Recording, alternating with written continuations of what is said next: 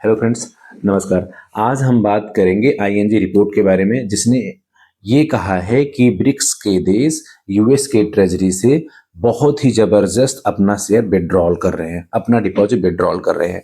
तो दोस्तों आइए जानते हैं कि इसका मार्केट पे क्या इम्पैक्ट पड़ेगा, सिल्वर और गोल्ड पे क्या इम्पैक्ट पड़ेगा। और शुरू करने से पहले अगर आप चैनल पे नए हैं तो लाइक करें, शेयर करें और सब्सक्राइब करें। दोस्तों फ्रेंड्स, आईएनजी रिपोर्ट ने कहा है कि जो ब्रिक्स देश का समूह है वो यूएस की ट्रेजरी से अपना पैसा विड्रॉल कर रहे हैं।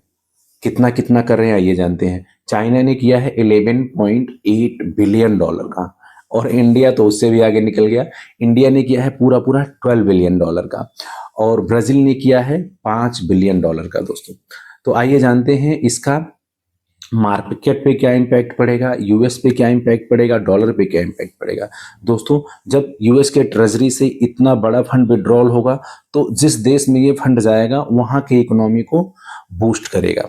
साथ के साथ यूएस में फंड्स कम होंगे, वहाँ का ट्रेजरी कमजोर होगा तो यूएस का डॉलर भी कमजोर होगा, और जब डॉलर कमजोर होगा तो गोल्ड और सिल्वर में और भी तेजी देखने को मिलेगा। दोस्तों साथ के साथ जो ये कंट्रीज हैं, ये इनका ये पहले से ही जो मोटो है ये है कि डॉलर के स्ट्रेंथ को कम करना, ट्रम्प के इम्पैक्ट को कम करना, क्योंकि जो वो ग्लोबली वो टैरिफ और अदर रिस्ट्रिक्शन लगाते हैं उससे बिजनेस इम्पैक्ट होता है। दोस्तों लेकिन इंडिया ने कुछ और रीजन दिया है। इंडिया ने कहा है कि उनका रुपया कमजोर हो रहा था, इसलिए वो अपना स्टेक विड्रॉल कर रहे हैं यूएस की ट्रेजरी से।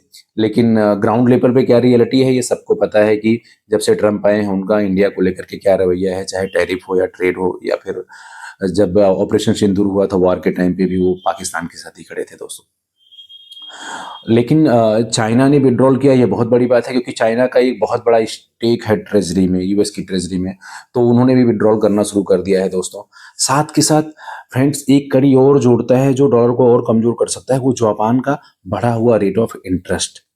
क्योंकि जापान बहुत बड़ा डिपॉजिट रखता है यूएस की ट्रेजरी में, अब वो भी विड्रॉल करना शुरू करेगा तो कहीं ना कहीं आने वाले टाइम में और भी कमजोरी देखने को मिल सकती है डॉलर में, और इससे मार्केट जापान का बूस्ट होगा और यूएस के मार्केट में थोड़ा स्लो डाउन देखने को मिल सकता है, जिससे वहाँ के जो इन्वेस्टर हैं वो सेफ इन्वेस्टमेंट की तरफ मूव करेंगे, तो गोल्ड और सिल्वर के प्राइस में जबरदस्त तरीके से उछाल देखने को मिल सकता है। दोस्तों अब जानते हैं कि करंटली इसमें क्या अभी होने वाला है। दोस्तों सिल्वर का प्राइस तो बहुत ही तेजी से भागने वाला है, क्योंकि अभी फ्राइडे को भी ये कॉमेक्स के मार्केट में लगभग 3.48 चढ़ करके बंद हुआ था। दोस्तों और जो मैं अभी करंट अभी देख पा रहा हूँ ये लगभग मान लीजिए $2 के आसपास, 2% के आसपास अभी चढ़ा हुआ है।